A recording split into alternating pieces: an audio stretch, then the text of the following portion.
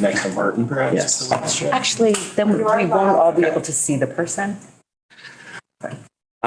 Good morning, everybody. Welcome to this joint session of the House Government Operations and Military Affairs and House Judiciary Committee.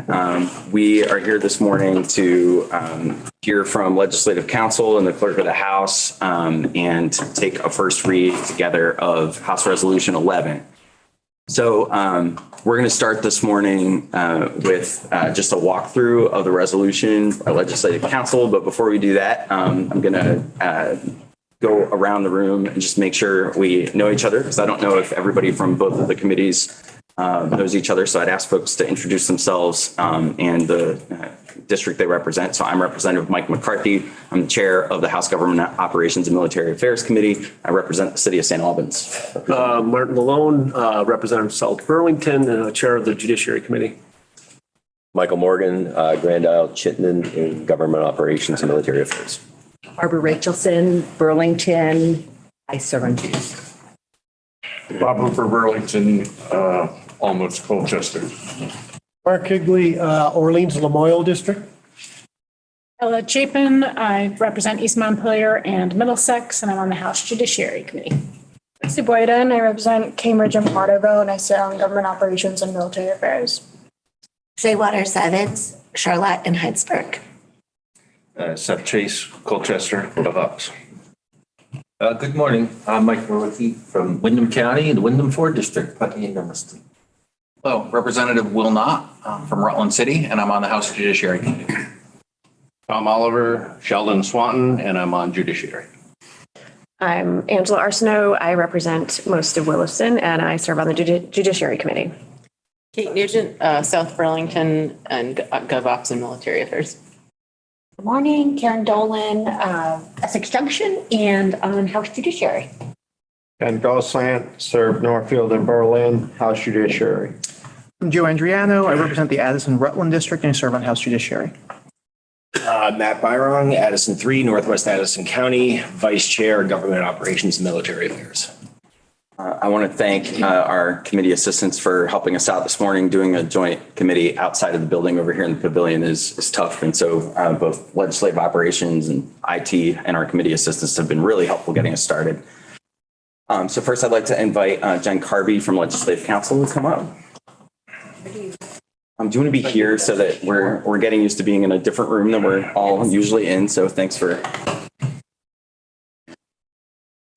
Good morning, Jen Carby. I'm Director and Chief Counsel of the Office of Legislative Counsel, and we are looking at H.R. 11, the House resolution that was introduced yesterday. It is a House resolution relating to establishing the Special Committee on Impeachment Inquiry and granting it investigatory powers.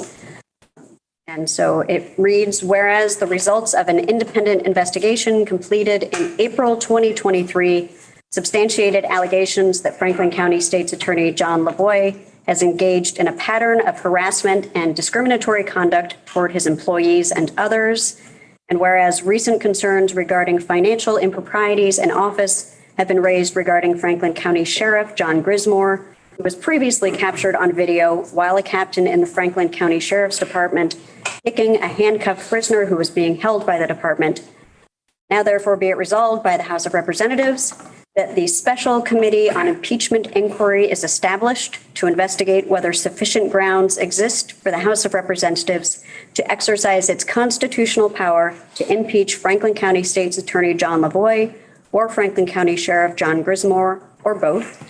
And be it further resolved that the Special Committee shall be composed of 7 members of the House of Representatives, not all from the same political party, who shall be appointed by the Speaker of the House. And be it further resolved that this special committee is authorized to meet during the 2023-2024 biennium, including during adjournment thereof, and shall report to the House of Representatives such resolutions, articles of impeachment, or other recommendations as the special committee deems proper. And be it further resolved that the special committee is authorized to require by subpoena or otherwise the attendance and testimony of any person and the production of documents and other items of any kind. Be it further resolved that the special committee or any member so designated by the special committee may administer oaths or affirmations to any witness And be it further resolved that the special committee may hire investigators and may request assistance from other governmental entities as needed to assist the special committee in conducting its investigations. All right, thank you, Jen. So committee, just to sort of set the table for our agenda today. So my goal, and I think Chair Lalonde's goal today, is for both of our committees to get foundational knowledge about this process that is very rare in Vermont of impeachment. So I'd like folks to understand both the words on the page and also with our testimony from Legislative Counsel and the clerk to understand how this fits into the role of the House, our constitutional powers, and how this resolution reflects our role and constitutional powers. So that's kind of the goal that I have for the day. There are a number of background documents that are posted on the House Government Operations and Military Affairs page. I wanted to say that the report that you'll find there, the redacted report that the Department of State's attorneys and sheriffs sent, the affidavit in the Grismore case, those kind of background documents that support the initial paragraphs in the resolution. For today's purposes, I'm kind of assuming that folks have a general knowledge of these two cases, but there are supporting documents to support those paragraphs. I think our focus today should really be on what is impeachment, what is our role, how does it work? Unless anybody has any objection to that. Okay. So are there questions for Ms. Carby about the language in the resolution? Representative Higley, go ahead. Mr. Chair, the only thing that I see missing, and maybe it's not missing, but there's no specific mention of Leg Counsel being our legislative liaison, so to speak, for that special committee. Is that a given that Leg Counsel will act as our legal counsel? As far as staffing, providing assistance, legal assistance to the special committee, I mean, it is our charge by statute to provide legal assistance to committees and members of the General Assembly. So I view it as inherent. Okay, thank you. And yes, we are planning to support you along with others.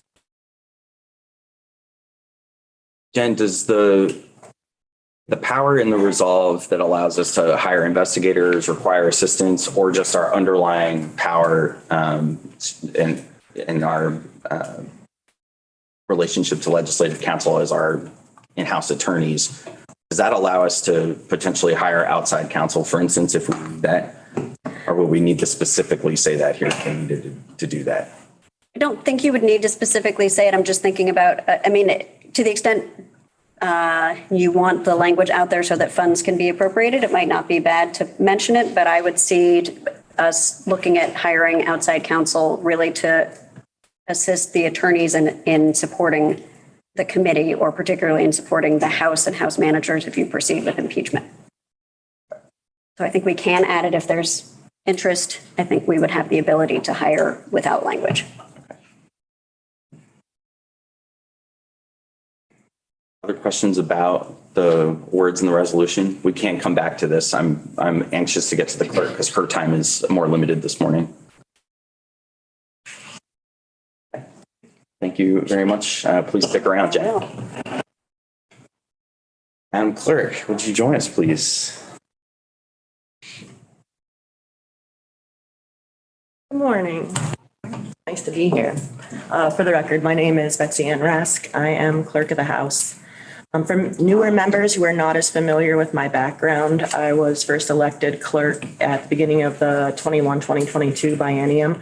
But prior to that, from 2010 to 2020, I served as an attorney in the Office of Legislative Counsel, handling issues relating to government operations, which included general government structure, separation of powers, and election law. So it's with that background that I'm here with you today, but I'm specifically here in my role as clerk, where now in my legal practice, my focus is on constitutional legislative authority and procedure. And specifically, one of those items of that focus is helping the House understand the scope of its constitutional legislative authority. So it was in that capacity that the Speaker asked that I provide information to her in regard to impeachment And the memo that I provided to the speaker with her permission is now posted on the House Government Operations webpage. And so today what I'm planning to do is provide a high-level overview of those provisions to help these committees get a handle on just some of the basics of impeachment, which is a constitutional function. So with the assistance of technology cooperating with me, Mr. Chair, does it make sense if I attempt to share screen memo to do a walkthrough? Yeah, that's fine with me. I don't think we have any members that are going to be projecting. I think if there are members that need to attend via Zoom and they want to speak, I might ask to take it down. But I think that that's given the limits of our technology. It'll help if we break our usual custom and let you share. Okay, sounds good. I'm going to try to do this, although we'll see if Wi-Fi cooperates with me, and I appreciate Ledge IT being here. Oh, it is working. Excellent. This memo is posted on the House GovOps page under Betsy Ann Rask's name. Great. So the purpose of this memo is to describe legislative procedure to conduct an impeachment if you so choose to do that. Impeachment is for state executive or judicial constitutional officers. The memo just starts out by summarizing impeachment authority. So summarizing, a state executive or judicial constitutional officer enjoys a term of office that's prescribed by the state constitution. And the Vermont Constitution always controls the operation of our state government, and it allows only one method of removal of such a state constitutional executive or judicial officer, and that's impeachment ordered by the House and a subsequent impeachment conviction in the Senate. The Vermont Constitution controls impeachment procedure, and in accordance with your legislative authority, the legislative branch fills in the details. As I think it was already mentioned, impeachment is very rare in our history. We have very few examples to look at, but thankfully we have the recent 1976 House impeachment and Senate acquittal of the constitutional officer, Sheriff Malcolm Mayo, as a recent reference, and we can turn to that for some guidance on how an impeachment procedure might work if the chamber decides to pursue it. So what this memo then does is go into some information on constitutional impeachment provisions and potential legislative procedure to administer them. The memo starts by discussing that impeachment is the sole method to remove an executive or judicial constitutional officer because the Constitution provides an executive or judicial constitutional officer with a defined term of office, and therefore the Constitution is the only method of describing how such an officer can be removed from office, and impeachment in our Vermont Constitution is that sole constitutional procedure. We don't have great case law on this in our state, but it's in accordance with a constitutional principle of constitutional construction with the Latin name expressio unius est exclusion alterius, which means when the Constitution says that something shall be done in one way, it's the exclusive way of doing it, and it necessarily excludes any other alternative, even though those alternatives are not expressly provided in the Constitution. Impeachment is the only way to remove a constitutional officer who otherwise has a constitutionally defined term of office, and that is consistent with case law in other states on this specific topic. So impeachment is described in Chapter 2, Section 58 of our Vermont Constitution that says every officer of state, whether judicial or executive, shall be liable to be impeached by the House, and that the Senate has the sole power of trying and deciding upon all impeachments. We have just one reference from our Vermont Supreme Court case and from the Mayo impeachment, where the Vermont Supreme Court described impeachment proceedings as a constitutionally established procedure before the legislature, which has sole power in this respect, again, emphasizing the exclusive nature of impeachment proceedings before the General Assembly. Otherwise, I don't think this is a really great case because it was about the sheriff seeking legal expenses. But that is a quote from the Vermont Supreme Court, which is our final interpreter of the Vermont Constitution. Our Constitution goes on to describe that impeachment is for executive or judicial state criminals. Again, with our lack of case law, we don't have a definition of what constitutes a state criminal.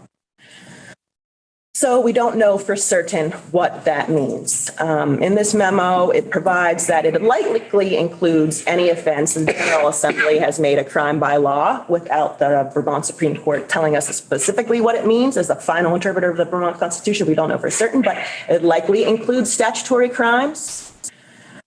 But because the General Assembly has the exclusive constitutional authority to impeach, and because the Constitution does not define state criminal, it also seems possible that a constitutional officer can be impeached for conduct found by the General Assembly to violate the public trust or to undermine operation of government, even though that conduct is not specifically covered by criminal law.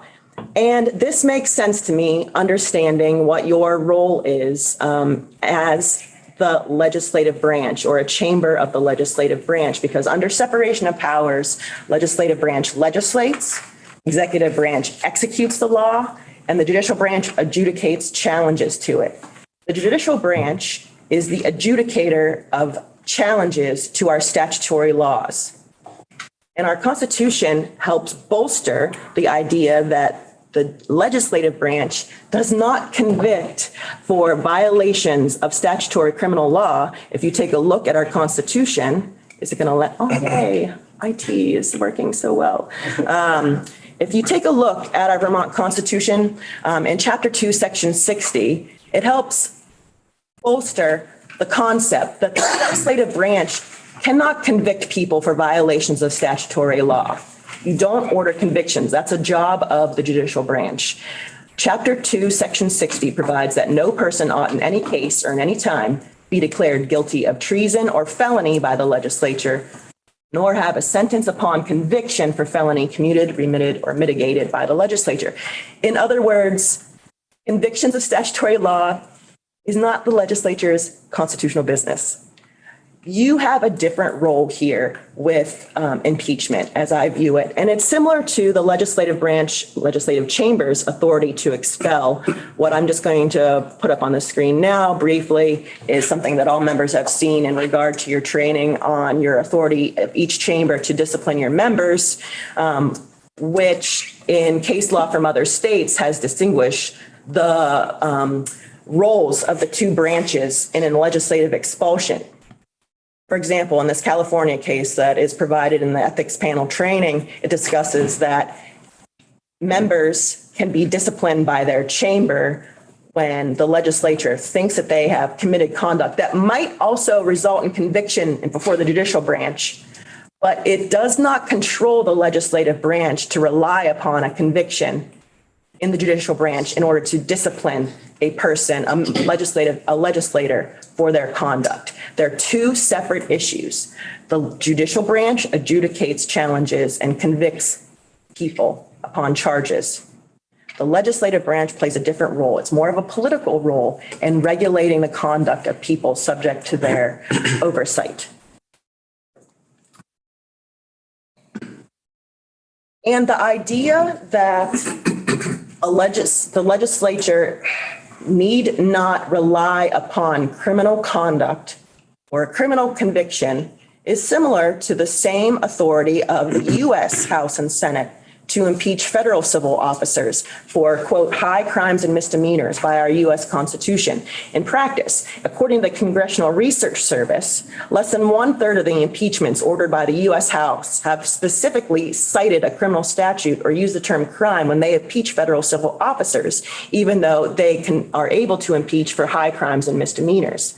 Using federal history as a guide, and I provide citations to the Congressional Research Service memo there and this memo, it may be possible for the General Assembly to impeach a constitutional officer for conduct such as improperly exceeding or abusing the powers of office, behaving in a manner that's incompatible with the function and purpose of the office, or misusing the office for an improper purpose or personal gain. It's also clear, again, that an adjudication of criminal guilt by the judicial branch is not required prior to legislative impeachment. In fact, our Vermont Constitution language actually points us in this direction, because Chapter 2, Section 58 of Vermont Constitution says that judgment in cases of impeachment limits, because when you impeach, judgment in an impeachment is for your ultimate result can be removal from office and disqualification to hold or enjoy any office of honor or profit or trust under the state. But it goes on to say that the person convicted, meaning convicted by the Senate of impeachment, shall nevertheless be liable and subject to indictment trial, judgment, and a punishment according to law. That means statutory criminal law. So you may impeach someone, the Senate may convict someone for impeachment, and this section is saying a person convicted can still be liable in the judicial branch and be convicted of statutory crimes if there is an applicable statutory crime. And again, another thing is to point out is it's with this language that impeachment is for state criminals.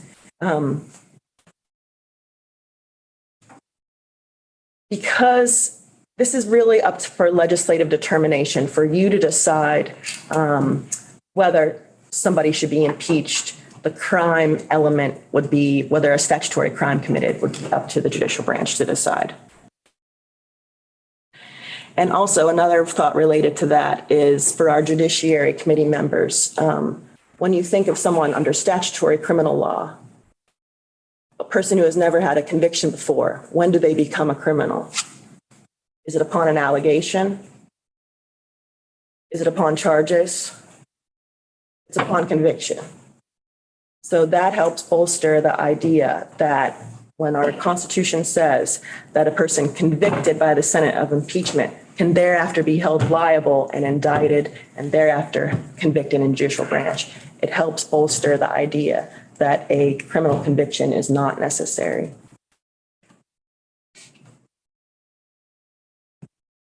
Representative Richardson.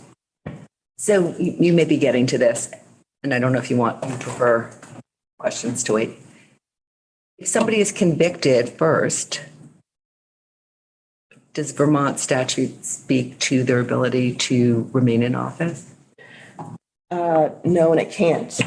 If we're talking about an executive or judicial officer, constitutional officer, the sole method of removing them from office is impeachment. But does it trigger if they're not doing it doesn't sort of indirectly trigger somebody being absent and not doing their duties, which sets off another chain that might. Thank you. I actually just wanted to put a finer point on the question that Representative Rachelson was just asking. The GovOps committee will be familiar with the conversations that we had about taking steps was there a way to suspend a sheriff pending the outcome of a criminal investigation? The answer to that, I think, is no, from what I'm hearing you say, that there is really no other process, and correct me if I'm wrong, Betsy Ann, other than the completion of a term, the resignation, or impeachment to remove that person from office. Even the conviction of a crime does not remove somebody from office. There's no automatic mechanism. I think that was something that was implied in Representative Rachelson's question. So can you confirm that our understanding on the GovOps side is correct in that? Yes.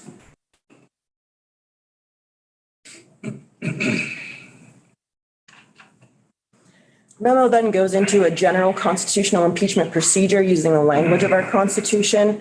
So how this would work in practice if the House decides to do it. The House would begin impeachment proceedings by ordering an impeachment, which requires a vote of 2/3 of the members of the House. Pay attention to this language of our Constitution. As an aside, we have the shortest, according to NCSL, the shortest constitution in the nation. I think it's 8,600 words. It's probably because we have such an arduous, rightfully so, process to amend our constitution. Right now, we're under a 4-year time lock. Up until the mid-1960s, we were actually under a 10-year time lock to amend our constitution. So the words are very important, and the Constitution says things. You have to read the words. There's so few of them. When there's a difference in the words, when you compare words in one place to another, it really makes a difference to its meaning, and it's purposeful. So 2/3 of the members of the House means the full 150 members. So at least 100 members of the House would need to vote in favor of impeachment. Once impeachment is ordered by the House, the proceedings then move to the Senate, which pursuant to Chapter 2, Section 58 has the sole power of trying and deciding upon impeachments. This section further provides the Senate's powers requires, quote, the concurrence of 2/3 of the members present.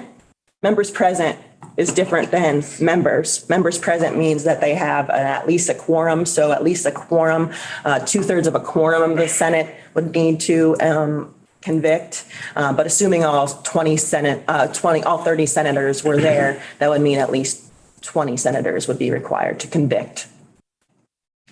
Another thing to be very aware of, and that would need to be afforded to a person subject to impeachment, is basic due process protections. Again, we don't have great case law on this in the state, but in the counterpart to impeachment for legislators, legislative expulsions, an Alabama district court vacated an Alabama state senator's expulsion in part because he did not receive adequate notice.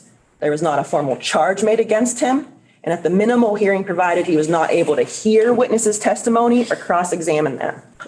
And unusually, this Alabama district court vacated the expulsion. Usually the courts will take a stand back under separation of powers and not meddle in a legislative chamber's expulsion, but you always have to comply with the Constitution. And the Constitution requires due process. And that Alabama court said when a governmental entity attempts to take away something from a person, you have to do it in accordance with due process of law. So there has to be basic elements of due process provided to a person subject to impeachment. Here, notice, charges, ability to hear witness testimony and cross-examine. And our Constitution requires that aspect with the Senate trial. Yeah, go ahead. So I think you answered it at the very end there, that the due process, I mean, there's presumably due process rights in the investigation side of it, but it's mainly when it gets to the Senate. You know, there's not an opportunity to cross-examine witnesses during the investigatory portion of this. From a high level standpoint now for today's discussion, yes, I agree with that. I definitely would want to be working with the Office of Legislative Counsel, and the committee would need to be working with the Office of Legislative Counsel about how that would roll out. But yes, big picture, the way that I am viewing this is basically the House is acting as prosecutors. Right. The Senate acts as the judge and jury in the trial. So Betsy Ann, does that mean that during the investigatory phase, so this HR 11 is considering setting up a special committee to do the inquiry to see and potentially draft articles of impeachment. During that process of, taking witness testimony, we wouldn't be violating due process by not allowing cross-examination during that period, during the special committee's work. I would want to speak more with legislative counsel about this, but I would, and you should be hearing from them as well on the process. And I think we need to really work out the details. But I think if you liken it to what a prosecutor does, for example, in that last resolve clause of HR 11, there is the authority to contract with an investigator. And for example, that could look like an investigator collecting evidence, interviewing witnesses, and creating an investigative report, for example, like a prosecutor would do in collecting evidence. Right. There's some deep discussions there, because are there obligations that we have for providing impeachment material for the other side, for instance? So I'm sure there's some important details of how close to the obligations of a prosecutor does the investigation have to follow. So these are some deep details that we'll have to get into, obviously. Thank you, Mr. Chair, and I'm not prepared to address that. Thank you. Representative Byron has a question. So if the impeachment trial moves forward and there's a conviction, I believe the answer is no, but is there an appeal process? No. And actually, so thank you for pointing that out. Footnote 6 refers to another impeachment is only referenced a few times in our Constitution. And unlike the legislative branch enacting law that the governor may, or passing laws that the governor may veto, you can see in footnote 6 the reference to Chapter 2, Section 20 of the Vermont Constitution, which sets out the governor's specific authority. And the governor is actually prohibited from granting a reprieve or pardon of an impeachment pursuant to the governor's constitutional authority. But this section does go on to say that there shall be no remission or mitigation of such punishment except by act of legislation. So member from Burgens, that does indicate that it is at least possible that later, a future legislature could choose to enact law that actually in some way mitigates the impeached person's punishment. For example, if the General Assembly in this conviction prohibited, the part of the impeachment conviction was to prohibit a person impeached from holding offices. So in that regard, the power stays with the legislative branch and the punishment could be mitigated via active legislation. What that would look like would be something we'd have to look into if we ever got to that point. Of course. Representative Dolan. Yeah, so I guess maybe it's kind of to the flip side of that, just knowing that there are those three ways somebody can be removed from office. So say impeachment procedure moves forward and somebody chooses to resign. Does the impeachment continue? Can it? Or maybe you're going to get to it. No, that's a great question. You are right on point because the last paragraph of this page provides that an officer may be impeached. Here's the time frame: either when in office or after resignation or removal for maladministration. The bottom of this page describes that the ability to impeach after an officer has resigned may be considered a measure of accountability because an impeachment conviction can include the punishment that a person can't hold another office. So it can be seen as a measure of accountability. So even if the officer tried to escape culpability by resigning, the General Assembly could still impeach the officer in order to disqualify them from holding another office in the state. I'll also just note here in my footnote 9 of this memo, there is that reference to removal for maladministration. So again, the language of the Constitution is that a person can be impeached either when in office or after resignation or removal for maladministration. And although we don't know with certainty, looking at how our Constitution has changed, we're now on the third Constitution, 1777, 1786, 1793 is what we're working on now with all the articles of amendment there too. The reference to maladministration is likely outdated language left over from the original 1777 Constitution, which allowed the General Assembly to remove county officers for maladministration. There was specific language that said that the General Assembly could remove county officers for maladministration. That constitutional authority no longer exists. Now impeachment's the only sole ability or way to remove a constitutional officer from office. And since our current Constitution no longer allows the separate authority to remove county officers for maladministration, it's possible that this reference to maladministration is no longer applicable to questions of impeachment. And that makes sense because this language, the one reference to maladministration, is in this sense, provision of our Constitution says that the ability to impeach is when the person's in office or after resignation or removal for maladministration. You can't remove a person from office in any other way other than impeachment. So it makes sense to me, at least in my mind, that this is just an outdated reference. Is this really an outdated reference? Isn't that ridiculous that our Constitution contains some language?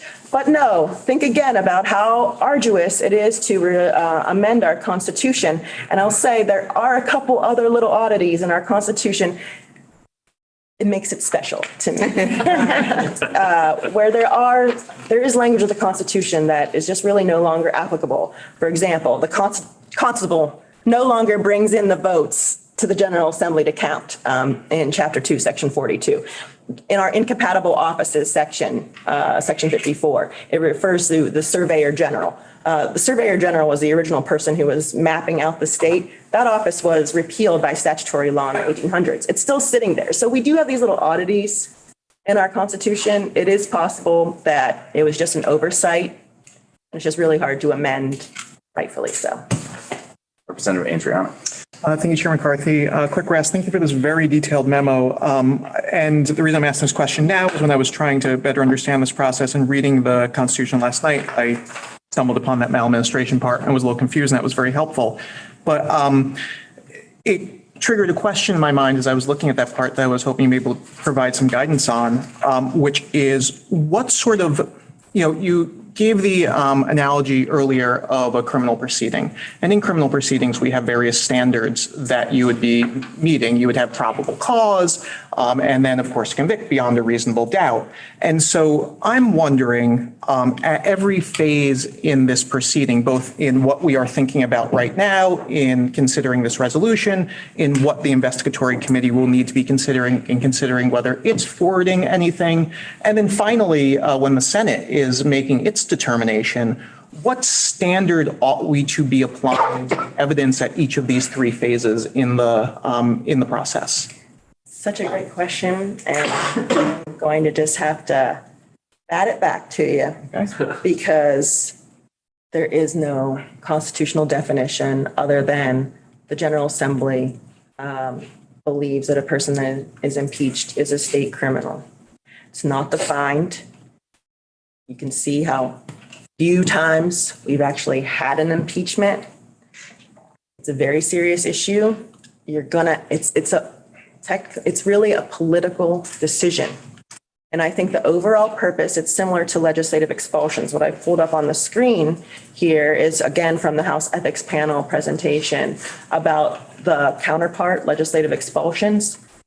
And this one case that I'm pointing out here on the screen, where it's talking about legislative expulsions, not impeachment, but the Massachusetts Supreme Court said it can basically be anything. If the Constitution doesn't define why a legislator can be expelled, it's necessarily up to the legislative chamber to decide whether it is appropriate to remove a person from office. If the power exists, the chamber must necessarily be the sole judge of the exigency, which may justify and require its exercise, and any attempt to express or define it would impair rather than strengthen it.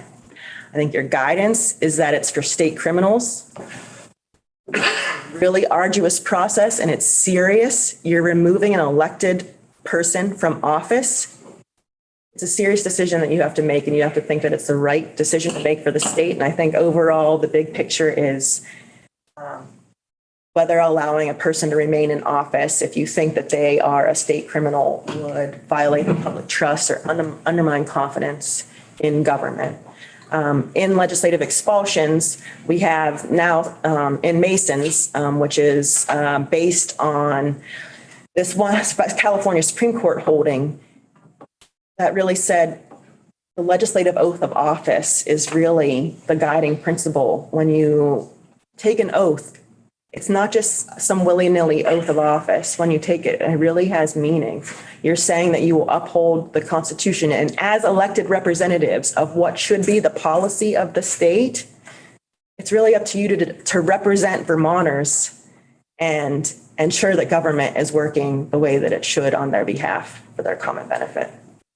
Thank you. So back just to you. Just to clarify, just so I understand, so it is our job to make a determination, at each phase that we may be involved in this, of whether we believe as independent constitutional officers and then acting collectively as a body, whether the person in question is a state criminal. Yes. And we use whatever standard of evidence we think is best in doing so, and then we make that independent determination. That's where our vote lands. That's right. And the voters, you are ultimately accountable to the voters. They will be judging your actions to act or to not to act, how you act. Ultimately, power belongs to the voters. They put you in office to set the policy of the state. You are the lawmaking branch. You set the policy for the state. The voters do not agree with the way that their individual representatives act on their behalf. We have 2-year terms, and you are always accountable to them. Thank you very much. Representative Rachels. So that your answer led me to a different question, which is, if we weren't legislators, if we were in the private sector and we had employees who were doing harmful behaviors and we were aware of it and we failed to act and further harm came, there would be issue by our knowledge and failure to act. Should any of that be part of our deliberation in this role? Because again, as you said, it's a really tough question, and yet knowing what the investigation could bring out and possibly the potential for additional physical, mental harm could be serious. So as you said, the voters not, so I guess I'm just wondering about the not acting part and and having knowledge. I'm putting it back. Okay. That's your policy decision. What is right?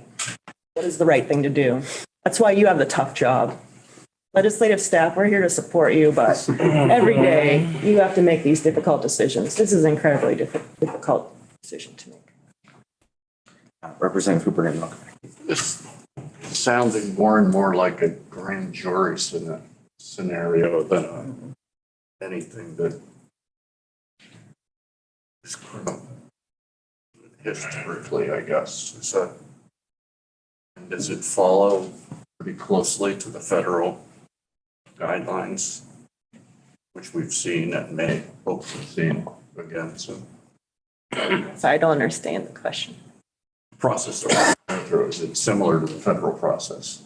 I mean, it seems like it has been so far. Federal impeachment process? Yeah. Yes, big picture, House charges. And we're going to get into this, the last part of the memo in my last 10 minutes that I can be here with you, about how it works in practice. But big picture, House basically essentially determines whether to charge. And then there would be 3 House managers assigned as prosecutors to conduct the trial in the Senate. It really is a Senate trial. House prosecutors, Senate judge and jury determine whether to convict. But these 14 people are going to essentially present to the entire House, similar to the way a grand jury would be presented. 14? Committee. Oh, yes. Okay. That would be great. May I please get into the next part that might help address some of this? Thank you. So the last page or the last part of this memo goes into the potential specific legislative impeachment procedure. So it starts with a link to the Secretary's webpage on the history of impeachment in Vermont. You'll see when you get to that page that page not only addresses impeachment, it also addresses legislative expulsions and other legislative disciplines. So you actually have to look at that page to determine who was subject to discipline and whether they were an executive, judicial, or judicial officer and was impeached. So big picture, very few impeachments ordered by the House. Last one was in 1976, Sheriff Mayo. And according to that information on the Secretary of State's webpage, the number of officers who were both ordered by the House to be impeached and convicted by the Senate to be impeached is even smaller, the last one apparently being in 1785. But thankfully, we have Sheriff Mayo's 1976 impeachment proceedings, which were based on the following allegations against him: 1, falsification of reports and documents; 2, failure to perform the function of office; and 3, breach of duty as a peace officer. And based on that example, which is helpful to us to help you understand, help us all understand what this might look like, here is an outline of the specific legislative procedure that could be used based on that recent history, with references, which are also posted on your webpage. Thank you to Andrea, to the 1976 House and Senate journals. So you can check those out for reference. So the first thing that would happen is that the House would vote on a resolution, House resolution, authorizing a named House committee to investigate allegations, including by providing it with subpoena power and to make a recommendation on whether to impeach. So you've started that process with the introduction of the House resolution. It was treated as a bill, and now before the House Committee on Government Operations and Military Affairs. And so it would go through the legislative process in the House only. It would get the three readings. And so if HGOMA determines to pursue that House resolution, you would vote it out. They would vote it out with a committee report. House would ultimately vote on whether to adopt that resolution that the Director and Chief Counsel has walked through with you in whatever amended form you want it to take. I have provided in this memo references to the 1976 process. And just for reference, throughout the way, I've also noted the dates when all of this happened. So you can see how in 1976 the time worked. So for reference, in 1976, which the Director and Chief Counsel pointed out to me was also HR 11.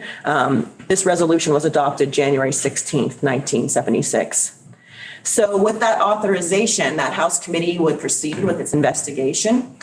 If that House committee recommends impeachment, the committee itself or members thereof would introduce a House resolution that sets forth articles of impeachment. And you can see that in the second attachment.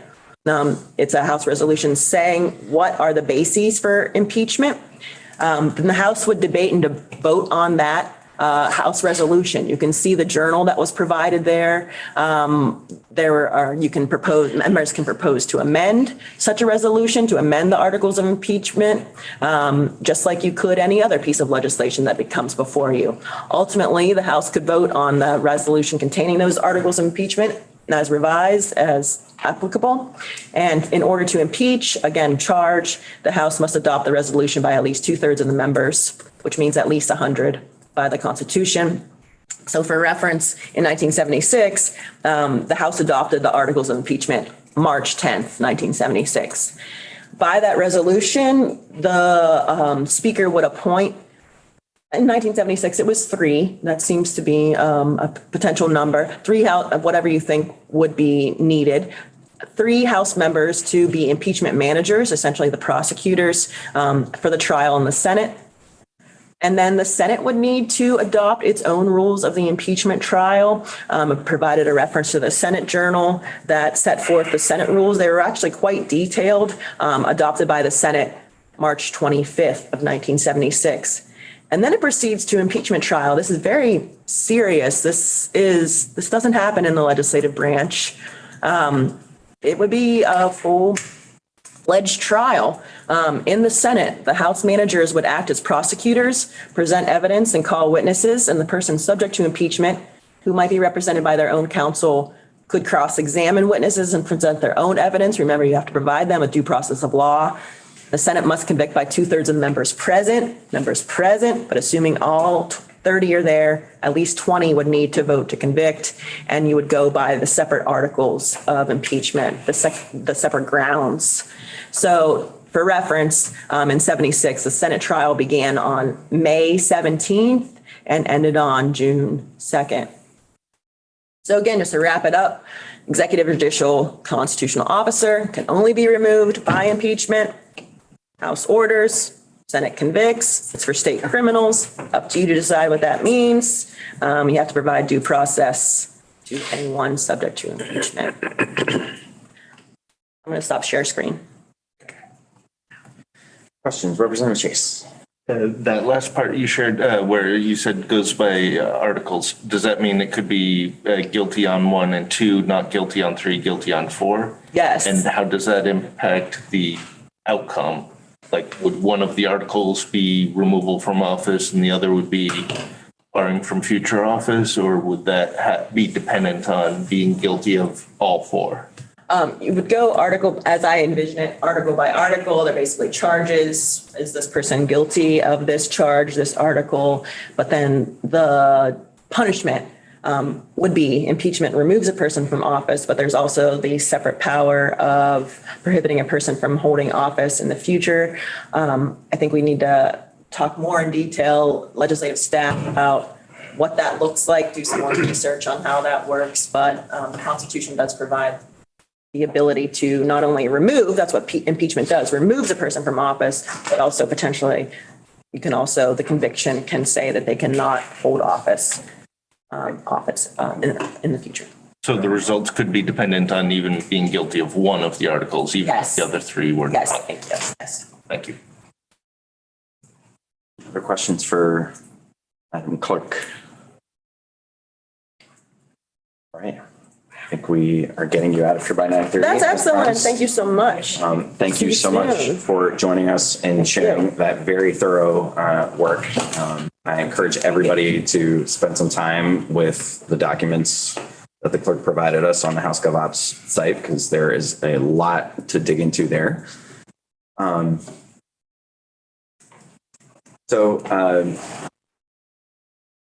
think it might make sense to have legislative counsel come up to the table just in case we have questions as we continue our discussion. So I want to open it up to both of the committees and see if folks have thoughts about some of the questions that the House Government Operations Committee needs to answer before we can move forward with the resolution before adjournment, if that's the direction that we're heading. And I open up the floor, Mr. Andrew. Thank you. What I'm most troubled by, I will say, is sort of what we just learned about how the evidentiary standards are left up to the individual determination by each member, essentially. This is not analogous by any means, but I just sort of want to bring some of my own experience into this. I was a college professor for many years, and I sat on the board that would investigate and make determinations when fraternities did misconduct. And one of the big discussions we ended up having, and I often had with the other committee members as an attorney, was how are we determining whether the evidence presented with us is reliable or not? And we, in that process, it was a preponderance of the evidence standard that we used, and we were all on the same page about what that standard was. We understood what it was, and we applied it equally. Basically, my biggest concern after hearing the clerk's discussion of her memo and the fact that this is sort of left up to the individual judgment of each member is that you perhaps could have one member that believes that it should be a beyond a reasonable doubt standard, and they're applying that. Another member believes it should be a preponderance standard. Another member is sort of in the middle, clear and convincing. Someone thinks it's probable. You could be all over the map if we don't set a understanding as a body. This is the standard we shall use in determining whether we should move forward with each of these gateways we have in this process. The initial vote that GovOps will be making about the resolution, the decision that the investigatory panel will be making about whether to move forward, and then finally that final gateway of each House member determining whether, they're going to vote yay or nay on advancing this to the Senate. And so I wonder if it is appropriate for a determination to be made in the resolution or in some other way as an agreement that this is the standard that we shall be using when looking at the evidence, so everyone's on the same page and applying the same standard. Senator Lowell. So, yeah, I think that when assuming that this resolution gets passed and we have a committee of 7, that has to be a question. I think that has to be discussed and laid out and be very transparent and hopefully come to an agreement, at least at how that committee is going to proceed on determining whether there should be articles of impeachment. Now, how people are going to judge that on the floor is, that's kind of a little bit different, but as long as they understood the process that we went over. And, I mentioned earlier, there are going to be some questions of what kind of obligations do we have and how much are we going to actually follow how a prosecutor would proceed in an investigation. And those are some things that up front we're going to have to establish, is my view. I don't think if you start down that road in the resolution, I think there's a lot of details that need to be established right up front in the first meeting or two of the Committee of 7. So that's I absolutely appreciate and I agree with that, but I think it would really potentially complicate the resolution. Yeah. And just to respond to that, yeah, if that's sort of a threshold question that the investigatory committee will be considering, that is also fine by me. I just want to ensure that we, at some point there will be an agreed upon evidentiary standard. So we're, also understand as the House members, if we are to receive that and we're considering it on the floor, we sort of understand, this was the standard that was, used, so we can understand the evidence there. And I think that goes to the due process concerns of the individuals that we're investigating. So, the notice, they have to have notice of how we are judging or what we're looking at. So I think it's an actual obligation that this committee would have. So, thank you. Questions, Representative? I do. Yes. I mean, if it's helpful, I did envision the special committee sort of developing and adopting its own rules of how it would be governing, that would govern its process. And that would include, I think, coming up with an agreed upon evidentiary standard and what the role would be for those who are whose conduct is being considered, things like that. Thanks. Representative Higley. Thank you, Mr. Chair. So we're definitely late in the session here. So my understanding is, to get this resolution out and set up the special committee, correct? And then does the process through the Senate have to be at the time of the written session, or can it be a special session, or how does that work? So I think your first question about the timing, yes, I think that the idea is to set this special committee up to be able to start its investigation now, however long that may take. I think there may be may want to be careful about the ability to bring yourselves back before January, because absent anything in the adjournment resolution that would allow you to come back, I think you're dependent on the governor to call the legislature back into special session. And so for a purely legislative function like this, it may be more appropriate for you to set the timing. So I think the Senate would need to be in session in some form, whether a special session or after you come back in January. But first, there would have to be the House in session to make a determination if there's a recommendation to bring articles of impeachment. Okay. Important point. Yeah.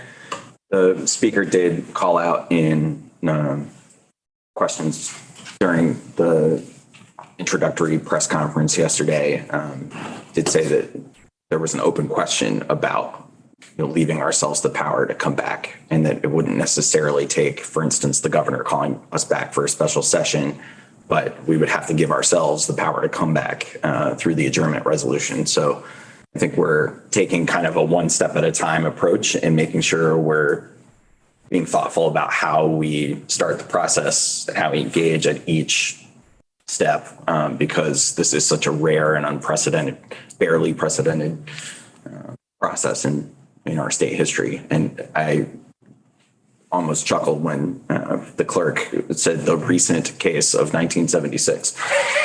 So just a follow-up on that as well.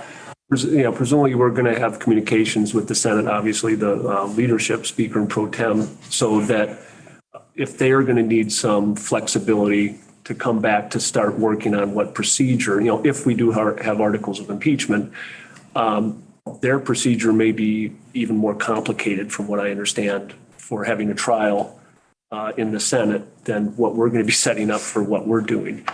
So we have to make sure that communication happens in case they need that flexibility to have some folks come back to work on that procedure.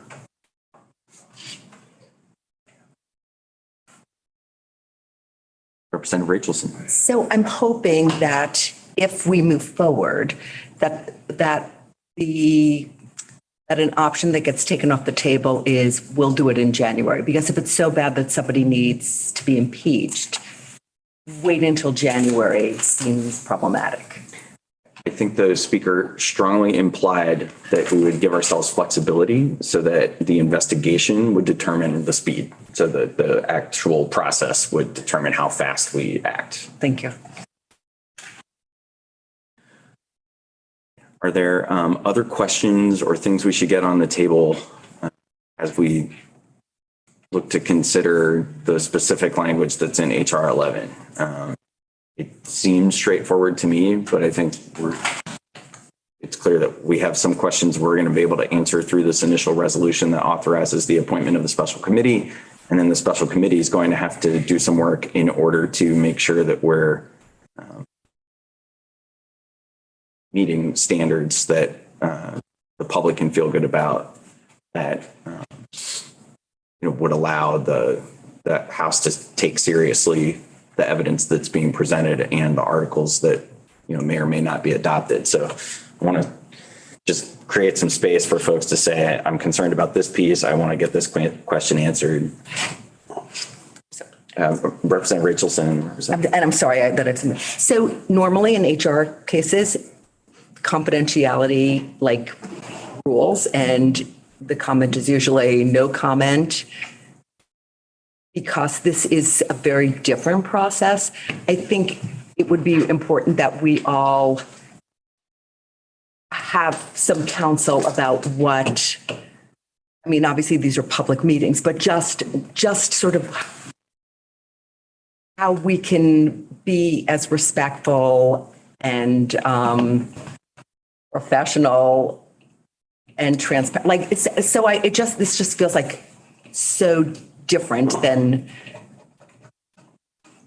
other HR processes. And so I'm a little at a loss about what that means for us. So I think just as we have to establish the procedures and the standard of review, et cetera, confidentiality questions are definitely going to have to be part of setting up the process for the investigation as well. So I think I've recognized that, and I'm sure that Legislative Council has as well. So.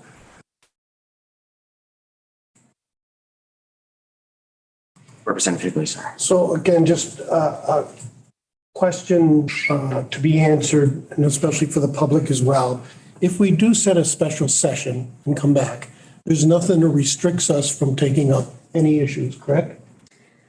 Right. So to be clear, it would not be, I don't believe it would be a special session that you'd be setting up. You would just be adjourning your current session to a date certain. But again, anything could be considered. Yes, I believe the scope is open at that point. I don't think there's anything that would inherently, unless there was something in the adjournment resolution that limited it. And I'd want to talk to the clerk about whether that is possible or not, if that was the intent. Any other questions before we break? There's a lot on the table this morning. I really appreciate the thoughtful consideration of HR 11 from both committees. I want to thank Chair Lalonde, Legislative Council, the clerk, our committee assistants. It's a lot of work to get everybody together off-site. So I'm deeply grateful. So thanks. Please be in touch with the chairs if you have things that you'd like House GovOps to consider, and we'll be talking about how to proceed with our consideration of HR 11 when we return next week.